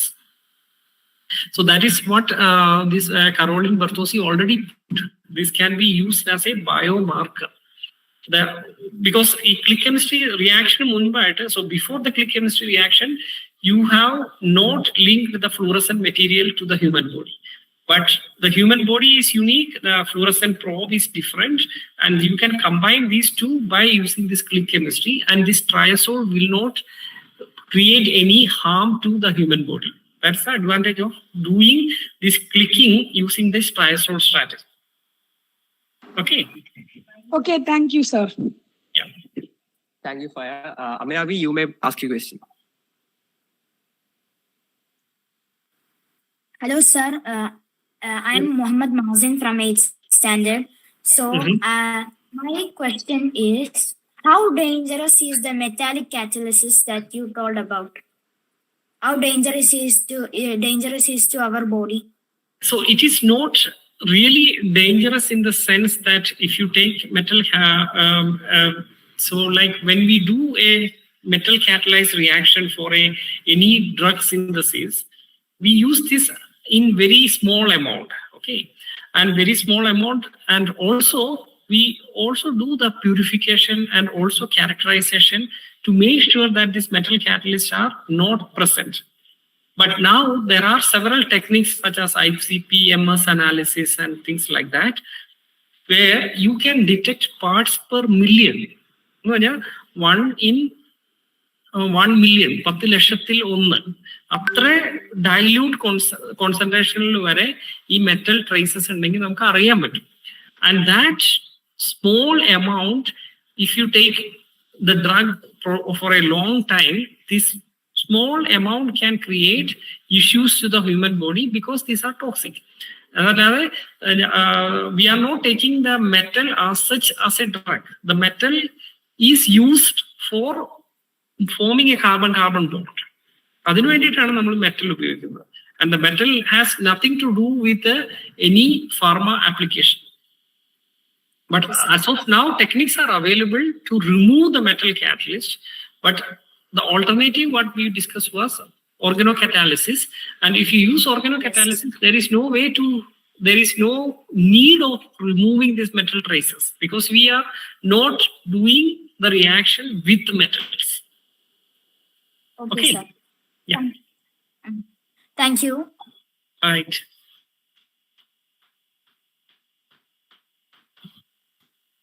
Sir, I myself have a doubt. It's actually something like recently artificial intelligence in the യുഗാണല്ലോ. So how can we use AI in this field? കാരണം ഇപ്പം research മെത്തഡോളജിയിൽ പലതിലും AI slowly കടന്നു വരുന്നുണ്ട്. സാറിന്റെ ഒരു ഫീൽഡിൽ ഏതൊക്കെ രീതിയിലായിട്ട് ഒരു പക്ഷേ AIക്ക് ഇന്റർഫിയർ ചെയ്യാൻ പറ്റും?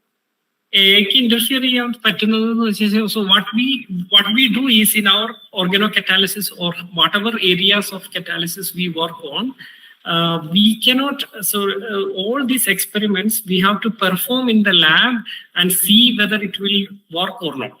So for example, when we do A plus B giving C, we have to try A plus B giving C in the lab at various conditions. So we have to try maybe 200 to 250 conditions before we conclude that reaction will work or that reaction will not work. But with the latest AI concept, AI can predict it. So whether A plus B gives C or not, AI can predict it. So if AI, the information from machine learning is giving us that A plus B does not give C, we don't have to waste our 6 months of time. Because this artificial intelligence is far, far better than human, whatever predictions we can make. So in synthetic chemistry lab, as of now, what we are doing is we have a feel about A plus B, so we try.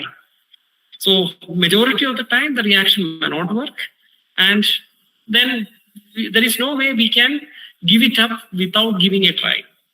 But AI's techniques can predict whether it will work or not. So it makes our life much, much easier in terms of getting a new project to success, because we can take the predictions and then follow it. Okay? But sir, how can AI predict actually? They have this software where they can have a field using this artificial intelligence techniques, they can predict it.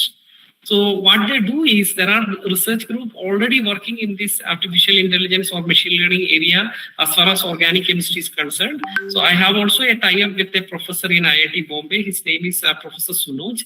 So what they do is they ask us all the reaction conditions we tried in a failed experiment.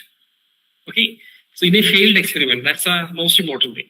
So they need information about a failed experiment. From the information of failed experiment, they can generate an algorithm which can probably predict the outcome of some other reactions. And I'm not an expert in that, so I don't know how they do generate this algorithm and predictions. Those things I am a synthetic organic chemist, but this can happen in the future. So this can happen in the future in saying that an expert in AI can tell me whether A plus B is equal to A plus B giving C will work or not. Okay. Okay, so thank you. Sir. All right. Now, so if anyone else has a question, you may raise your hands. If nobody has any questions left, I think we can wind the Q&A session right here. It's already 5:54. So let's officially conclude this Q&A session. Thank you, sir. All right. Thank you very much. Aminabi. Please ask your question. Yes, sorry for the disturbing the Avinabi, I conversation. think his mother ID is using. Yeah. Avinabi, My name is, actually, my name introduce is yourself. Muhammad Mazin. Muhammad Mazin. Mm-hmm.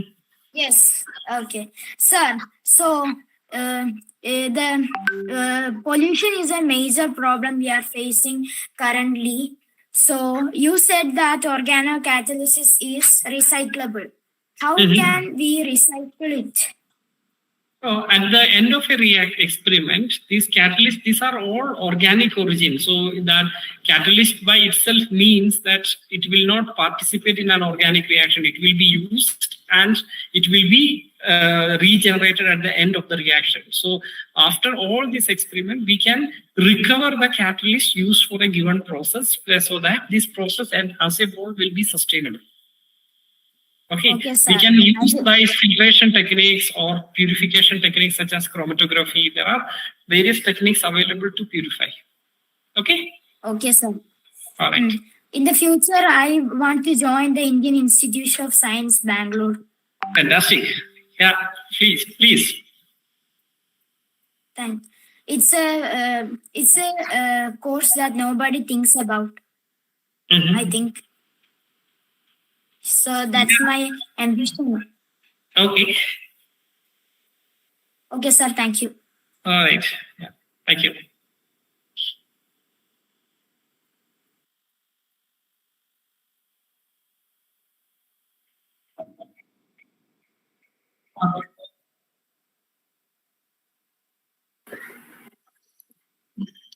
Okay, thank you, Shajil. It is a great opportunity to have a talk from Indian Institute of Science.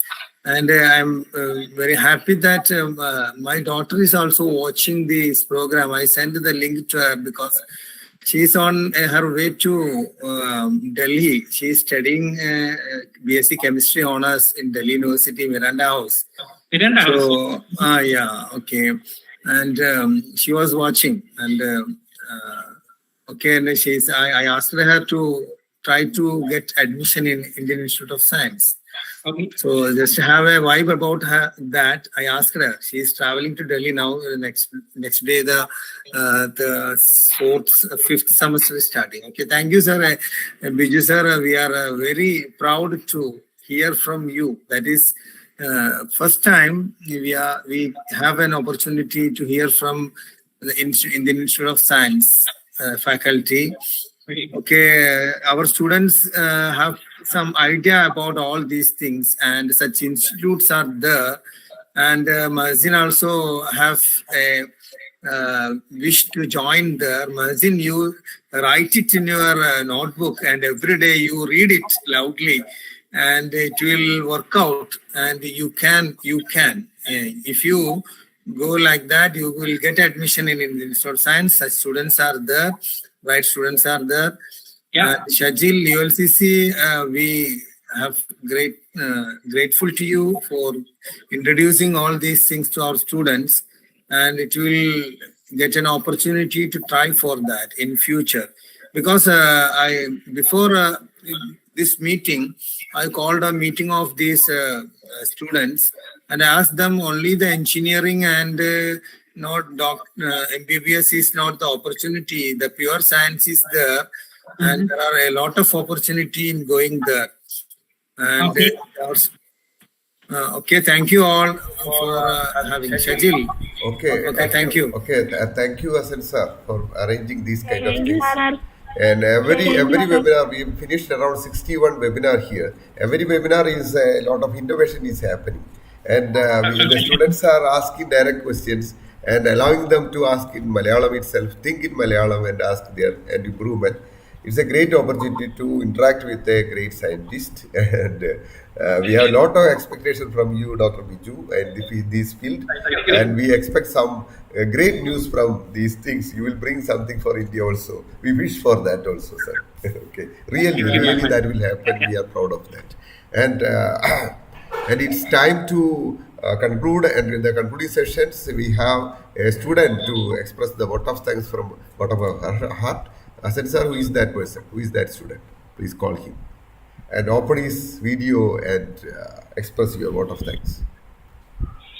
Sir, before going to okay, right. Varun, paste that link. Q's link will be pasted in the comment box. Okay, you can say. Okay, Varun. Yes. So as I suggested in the earlier the webinar session, we have a quiz competition conducted on the topic of today's webinar. The quiz competition questions are set up by the student panel of UL Space Club. So I request all participants to be a part of this quiz competition by attending the quiz. The quiz link will be posted in the chat window, and it will be active after the bottom. Thanks. I kindly request Albin to post it in the chat window. Albin, please post the link in the chat window. I request all participants to attend the quiz soon after the vote of thanks. Thank you, Shil sir. Let's move to the vote of thanks. Okay. The link will be available there. You can share that group in your group also. Asan sir, please take that link and put in your school group. That's for the vote. I am going to share it now itself. Okay, sir. Thank you very much. Then who is the student, a smart student, to express vote of thanks? Asan sir, who is interested? Sir, Mazin. Okay, welcome. Okay, let me check. Okay, Amlu. Okay, she is that. Okay. You can. Whoever is there, you can express vote of thanks. Okay. Aisha Badul. Oh, okay. Right. Good evening, all. I'm Mazin Abdullah, a standard student in IISc Calicut.